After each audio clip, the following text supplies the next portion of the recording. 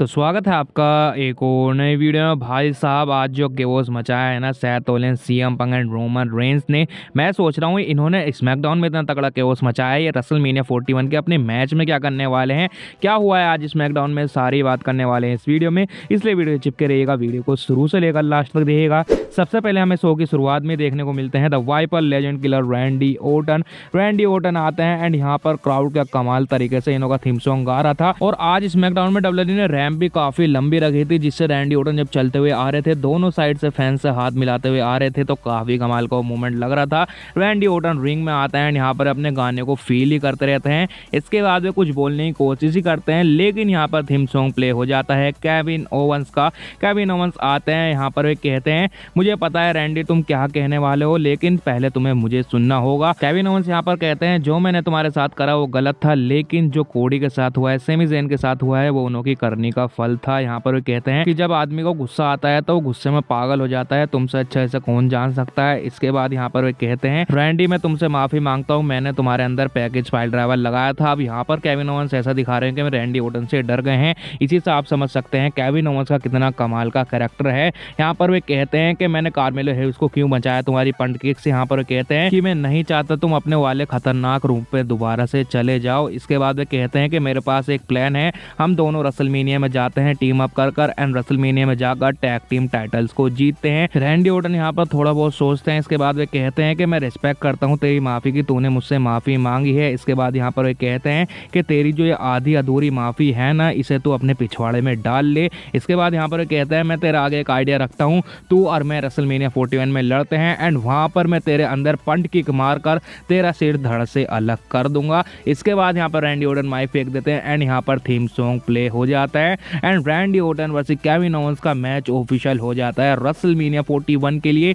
Graphic मुझे काफी अच्छा लगा है। यहाँ पर जब शुरू में वे सिक्के गिरते हैं वहां पर RKO लिखा रहता है, KO लिखा रहता है, काफी कमाल को लगता है। इसके बाद जब Randy Orton and Kevin Owens की स्क्रीन पर फोटो आती है वो भी काफी कमाल का लगता है। बस यहाँ पर डब्ल्यूडब्ल्यूई ने ज्यादा गोल्डन कर दिया है कलर, थोड़ी यहाँ पर ये वही येलो वाली थीम रखनी चाहिए थी डब्ल्यूडब्ल्यूई को। वैसे आपका कहना है इसके बारे में आप बताइएगा जरूर। इसके बाद हमें शो पर देखने को मिलता है एक tag team match, Drew McIntyre and Shinsuke Nakamura versus Jimmy Uso and Damian Priest के बीच में। एंट्रेंस यहाँ पर हो जाती है, लास्ट में आते हैं Drew McIntyre. Damian Priest entrance भी नहीं करने देते, जाते ही पीटने लग जाते हैं रैंप के ऊपर। यहाँ पर दोनों में ब्रोल चलती रहती है। यहाँ पर शिंजुके नाकामुरा ही पीटने आ जाते हैं डेमन पीस को। अब ये तीनों रिंग साइड पर लड़ते ही रहते हैं। जिमी ऊसो रिंग से भागते हुए आते हैं एंड वे सुसाइड डाई लगा देते हैं। इसके बाद ये मैच स्टार्ट होता है। पूरे ही मैच में यहाँ पर Drew McIntyre and Shinsuke Nakamura तोड़ते रहते हैं जिमी ऊसो को। इसके बाद हॉट टैग आता है डेमन पीस के ऊपर, यहाँ पर ये दोनों को ही तोड़ते हैं। मैच के लास्ट में डेमन पीस अपना साउथ ऑफ हेवन फिनिशर लगाते हैं शिंजुके नाकामुरा में, पिन करते हैं एंड यहाँ पर वे जीत जाते हैं इस मैच को। अब यहाँ पर शिंजुके नाकामुरा के लिए मुझे बुरा लग रहा है, क्योंकि डब्ल्यूडब्ल्यूई अभी तो शिंजुके नाकामुरा का इतना कमाल का दिखा रही थी, लेकिन अब इनों का पप्पू कर देने वाली है, ये पक्का लिख कर ले लीजिए। इसके बाद यहाँ पर कहानी यहीं खत्म नहीं होती। डेमन पीस के ऊपर पीछे से ड्रू मैकिंटायर अटैक कर देते हैं, यहाँ पर वे तोड़ते हैं एंड वे क्लेमोर किक लगा देते हैं। अब इन दोनों का मैच भी ऑफिशियल हो ही जाने वाला है, आज नहीं तो कल। इसके बाद हमें शो पर देखने को मिलता है जेका फाटू वर्सेस ब्रॉन स्ट्रोमन के बीच में मैच ये ठीक ठाक से रहता है, कोई कमाल का हमें OMG मूवमेंट यहाँ पर देखने को नहीं मिलता है, वो मिस रहता है। इसके बाद यहाँ पर solo Sikoa and टामा tonga attack करने आ जाते हैं ब्रॉन स्ट्रोमन के ऊपर। डिस्क्वालिफिकेशन की वजह से मैच एंड हो जाता है एंड यहाँ पर ब्रॉन स्ट्रोमन डिस्क्वालिफिकेशन की वजह से इस मैच को जीत जाते हैं। यहाँ पर जेका फाटू खुश नहीं रहते हैं सोलो सिकोआ से। हमें बैक स्टेज में भी यही सीन दिखाया जाता है, जेका फाटू इधर उधर सब चीज फेंक रहे हैं एंड यहाँ पर सोलो सिकोआ कहते हैं मैं सिर्फ तेरी हेल्प करने आया था। जेका फाटू यहाँ पर सोलो सिकोआ की कोई बात नहीं सुनते हैं, यहाँ से वे चले जाते हैं। अभी भी टेंशन क्रिएट तो है सोलो सिकोआ एंड जेका फाटू के बीच में, पता नहीं इनकी रेसलमेनिया की डायरेक्शन क्या रहने वाली है। वैसे आपको क्या लगता है आप कमेंट्स में जरूर से बताइएगा। इसके बाद हमें Tiffany Stratton and Charlotte Flair का साइड बाय साइड एक सेगमेंट कहें या इंटरव्यू कहें, यही देखने को मिलता है। ज्यादा कुछ खास उसमें नहीं रहता है, अपने मैच को ये हाइप करती रहती है। मैच काफी कमाल का होने वाला है इनका रेसलमेनिया 41 का। वैसे इसकी ज्यादा हाइप तो लग नहीं रही है, वैसे आपका कहना है इसके बारे में आप बताइएगा जरूर। इसके बाद हमें शो पर ज़ेलिना वेगा वर्सेस पाइपर नेवन का मैच देखने को मिलता है। पाइपर नेवन अपना क्रॉस बॉडी लगाकर पिन कर जीत जाती है इस मैच को। इसके बाद हमें शो पर Liv Morgan versus Z Kargil का मैच देखने को मिलता है। मैच ये ठीक ठाक सा रहता है, लेकिन लास्ट में हो जाती है नाओमी की इन्वॉल्वमेंट, जिसकी वजह से यहाँ पर लिव मॉर्गन अपना फिनिशर लगा देती है, पिन करती है एंड यहाँ पर इस मैच को जीत जाती है। अब जेड कार्गिल पिन हो चुकी है, काफी ज्यादा शॉकिंग था। इसके बाद नाओमी काफी बुरा तोड़ती है जेड कार्गिल को और आज नहीं तो कल डब्ल्यूडब्ल्यूई इनों का ही मैच ऑफिशियल कर देने वाली है रेसलमेनिया 41 के लिए। और इस मैच में सच में एक स्टिपुलेशन होनी जरूरी है, काफी ज्यादा मजा आने वाला है इस मैच में अगर स्टिपुलेशन होगी। वैसे आपका कहना है इसके बारे में आप कमेंट्स में जरूर से बताइएगा। इसके बाद हमें बैक स्टेज से ड्रू मैकिंटायर का एक इंटरव्यू देखने को को मिलता है। यहाँ पर ड्रू मैकिंटायर कहते हैं डेमन प्रीस्ट जितना टफ है उतना ही वो बेवकूफ़ है।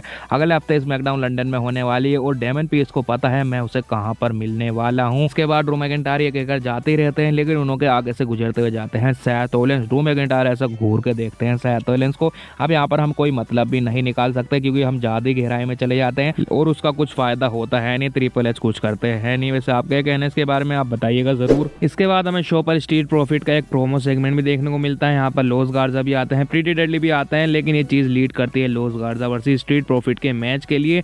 मैच ये मुझे काफी अच्छा लगा है जिस तरीके से यहाँ पे हमें मूव देखने को मिलते हैं। लास्ट में मोंटेज फोर्ड अपना टॉप पर से वही एक कमाल का स्प्लैश लगाते हैं। वो स्प्लैश हर बार कमाल का लगता है, पिन करते हैं, जीत जाते हैं इस मैच को। अब मुझे टैग टीम डिवीजन के मैच की क्वालिटी काफी कमाल की लगती है। बस ट्रिपल एच को इनों की स्टोरी लाइन पर भी ध्यान देना चाहिए। वैसे आप क्या कहना है इसके बारे में, आप कमेंट्स में जरूर से बताएगा। इसके बाद लास्ट में आराम से बात कर लेते हैं रोमन रेंस, सीएम पंग एंड सेथ रोलिंस के केओस के बारे में। क्या केओस मचाया है इन्होंने। सबसे पहले हमें एंट्रेंस दिखाई जाती है रोमन रेंस की। रोमन रेंस की एंट्रेंस होती है एंड क्या कमाल की यहाँ पर एंट्रेंस होती है इनों की, मजा ही आ जाता है। एंड क्राउड भी यहाँ पर काफी ज्यादा एनर्जेटिक रहता है, इलेक्ट्रिक रहता है। अब यहाँ पर मैं सच बताऊँ ना, मुझे बिल्कुल ऐसी फील आ रही थी जैसे मैं 2022, 23, 24 में पीछे वापसी चला गया हूँ, क्योंकि बिल्कुल इसी तरीके से यहाँ पर हमें रोमन रेंस की एंट्रेंस देखने को मिलती है। पॉल हेमन के साथ पॉल हेमन हाथ जोड़े हुए खड़े हैं, आराम से रोमन रेंस अपनी एंट्रेंस करते हुए आ रहे हैं। वही फेस के रिएक्शन, रिंग में जाते हैं, धीरे धीरे करके अपने वी द वंस का साइन दिखाते हैं।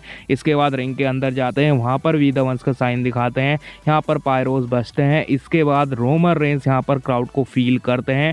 रोमन रेंस पॉल हेमन से माइक मांगते हैं, अपने वही अंदाज में पॉल हेमन माइक देते हैं। बोलोंगना एक्नॉलेज योर ट्राइबल चीफ। यहाँ पर सब रोमन रेंस को एक्नॉलेज करते हैं। यहाँ पर रोमन रेंस कहते हैं कि तुम्हारा ओटीसी तुमसे बहुत ज्यादा प्यार करता है। इसके बाद रोमन रेंस बताते हैं उनके दिमाग में क्या चल रहा है। यहाँ पर वे कहते हैं कि रॉयल रंबल में सीएम पंग ने मुझे धोखा दिया था, इसीलिए मैंने पिछले हफ्ते मेडिसन स्क्वायर गार्डन में उसे तोड़ा था। इसके बाद रोमन रेंस सेथ रोलिंस के बारे में कहते हैं। यहाँ पर कहते हैं कि सेथ रोलिंस ने रॉयल रंबल में मुझे किल करने की कोशिश करी स्टॉम्प लगाकर, इसीलिए मैंने भी पिछले हफ्ते सेथ रोलिंस में स्टॉम्प लगाकर उसे किल करने की कोशिश करी थी। यहाँ पर रोमन रेंस लिटरली किल वर्ड का यूज करते हैं। इसके बाद वे कहते हैं ठीक है अब मैं खड़ा हूँ, कौन मुझे इंटरप्ट करता है, आकर करो। तब यहाँ पर थीम सॉन्ग प्ले हो जाता है सेथ रोलिंस का। एंड सेथ रोलिंस का थीम सॉन्ग सुनकर रोमन रेंस के यहाँ पर आप फेस के रिएक्शन देखना काफी खराब हो जाते हैं। सेथ रोलिंस रिंग में आता है एंड यहाँ पर रोमन रेंस से कहते हैं तूने सारी सिचुएशन को मैच्ड अप कर दिया है। इसके बाद सेथ रोलिंस कहते हैं तुझे पता भी है सीएम पंग इस कंपनी के लिए कितना ज्यादा खतरनाक है, इसीलिए मैं पिछले हफ्ते उसमें स्टॉम्प लगाकर उसे खत्म करने ही वाला था,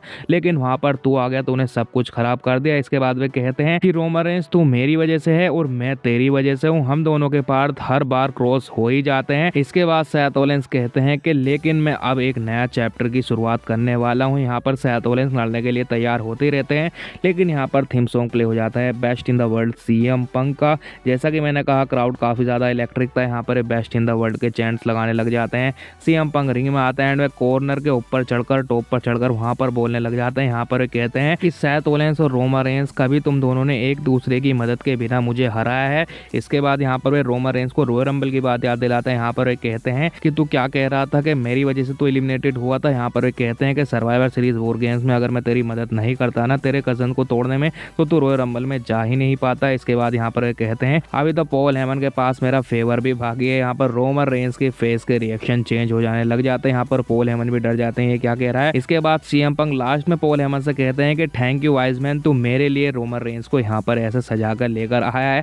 यहाँ पर रोमन रेंस पॉल हेमन को देखते हैं कि ये इसे वाइज मैन क्यों कह रहा है, तभी यहाँ पर सीएम पंग पीछे से अटैक कर देते हैं रोमन रेंस के ऊपर। अब यहाँ पर जब इन तीनों में केओस होता है ना, उसे देखने में काफी ज्यादा मजा आता है। Roman Reigns and Seth Rollins दोनों ही पीछे लग जाते हैं सीएम पंग के, और यहाँ पर हमें इन तीनों के रेसलमेनिया 41 के मैच की एक झलक भी देखने को मिल जाती है। यहाँ पर रेफरी भी खड़ा हो जाता है रिंग में आकर, काफी कमाल का यहाँ पर इनों में केओस होता है। रिंग साइड पर जाते हैं, सीएम पंग कमेंट्री टेबल के ऊपर चढ़ते हैं एंड वे रेसलमेनिया के साइन की तरफ को अपना इशारा दिखाते हैं। इसके बाद रोमन रेंस को सीएम पंग खींचते हैं। रोमन रेंस एंड सीएम पंग दोनों ही घूंसों की बारिश करने लग जाते हैं। सेथ रोलिंस भागकर आते हैं, सुसाइड आई लगा देते हैं। सेथ रोलिंस रेसलमेनिया की साइन की तरफ को इशारा दिखाते हैं।